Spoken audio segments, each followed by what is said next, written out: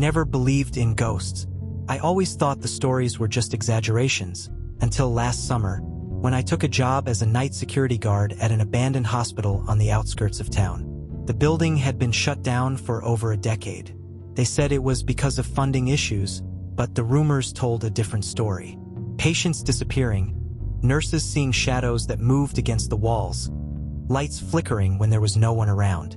I ignored all of that. I just needed the money. My first few nights were uneventful, boring even. The only sounds were the occasional wind whistling through broken windows and the distant hum of cars on the highway. Then, on the fourth night, things changed. I was making my rounds, flashlight in hand, when I heard a sound. A whisper. I stopped, heart pounding. It had come from the old pediatric wing. The entire floor was dark, the air stale and thick with the scent of decay. My radio crackled. Static. Then faintly a voice. "Help me." I spun around, sweeping my flashlight over the empty hallway. Nothing. Just peeling wallpaper and rusted gurneys. But then I saw it. Tiny footprints in the dust, leading around the corner. My pulse raced. I knew I should leave, call it in, but my feet moved forward on their own. I followed the prints until they stopped in front of a door labeled Children's Ward. I reached for the handle, ice-cold metal. As soon as I pushed it open, the lights inside flickered on. My breath caught in my throat.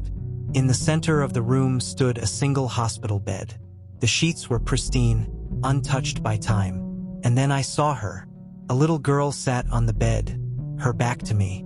Her long, dark hair hung in tangled strands, her frail frame barely visible in the dim light. She was humming, a soft, eerie tune that sent chills down my spine.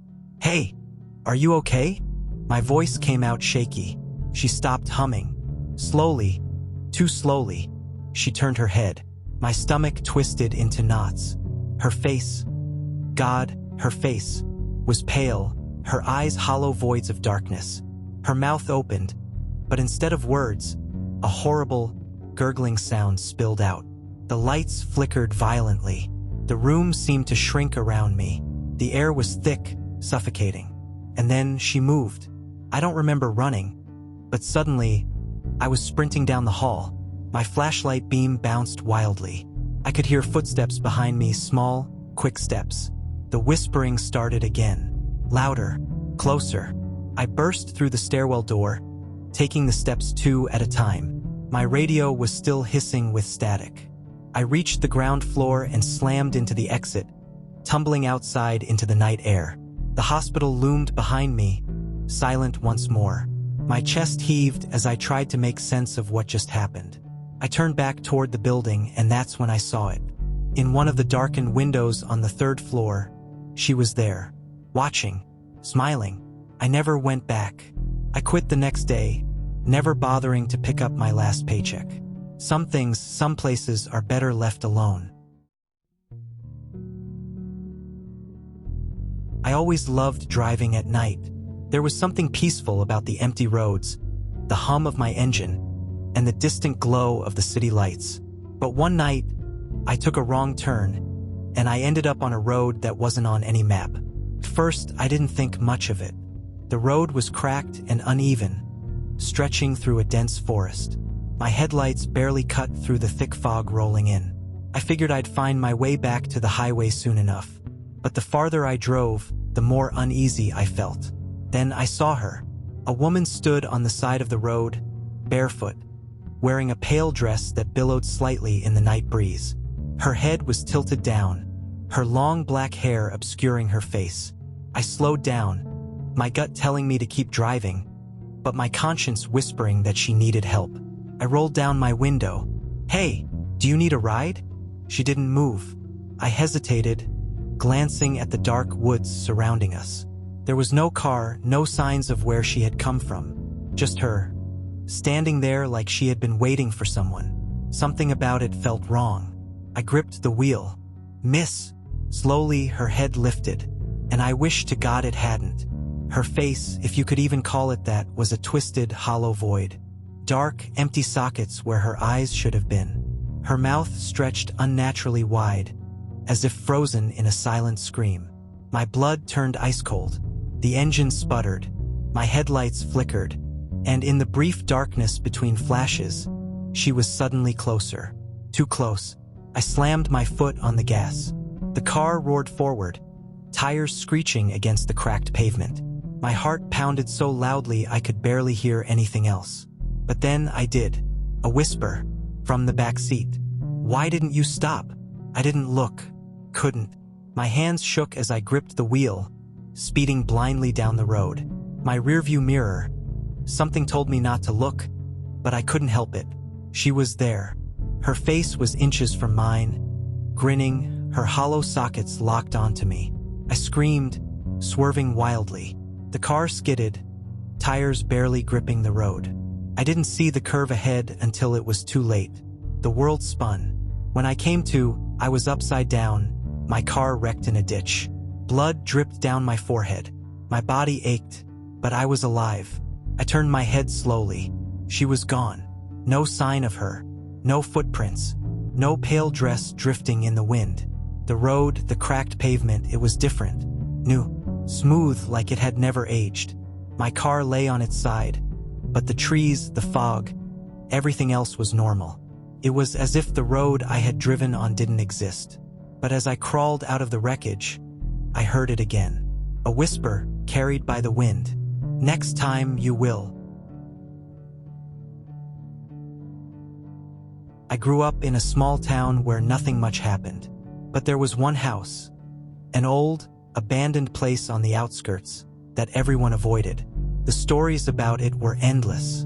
People swore they heard voices coming from inside, saw shadows moving behind the boarded-up windows. No one had lived there for decades, and no one dared to go near it. Except me. I was 17, reckless, and eager to prove that the stories were just that, stories. One night, my friends dared me to go inside. Armed with only a flashlight and my phone, I stepped through the broken front door. The air was thick with dust, the wooden floor creaking under my weight. First, it was just an empty house. Peeling wallpaper, broken furniture, graffiti from past trespassers. Nothing out of the ordinary. But as I moved deeper inside, the temperature dropped. The air felt heavier, pressing against my chest. My flashlight flickered. Then I heard it, a soft whisper. I froze. My breath caught in my throat. The sound came from upstairs. My mind screamed at me to turn around, to leave, but my pride pushed me forward. I climbed the staircase, each step groaning beneath me. The hallway was lined with doors, all slightly ajar. I hesitated before choosing one. Inside, the room was empty, except for a single wooden chair in the middle. My flashlight beam trembled as I stepped closer. That's when I heard the floorboards creak behind me. I spun around, heart pounding. No one was there, but the door, it had closed. A cold sweat broke out over my skin. I reached for the doorknob, but the moment my fingers touched it, my flashlight went out. The room plunged into darkness. Then a shuffle. I wasn't alone. My breathing grew uneven as I backed toward the window, trying to keep quiet. My phone screen lit up as I unlocked it, casting just enough glow to catch movement in the corner.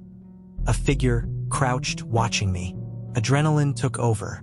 I lunged for the door, yanking it open. I barely registered the heavy footsteps behind me as I sprinted down the stairs, my pulse hammering. I stumbled through the front door and into the cold night air, gasping.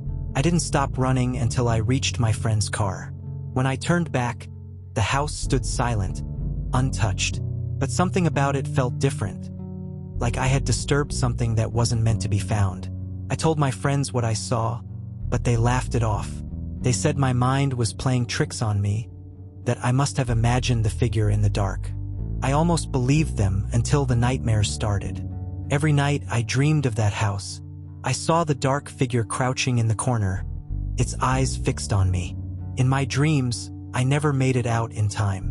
I always felt those heavy footsteps catching up, felt hands grabbing at me, dragging me back into the dark. I tried to forget about that night, but a week later, something terrifying happened. I woke up to find dirt on my bedroom floor, like someone had tracked it in. My window was open, though I was sure I had locked it the night before. And then I saw them, footprints leading from the window to my bed. A chill ran down my spine.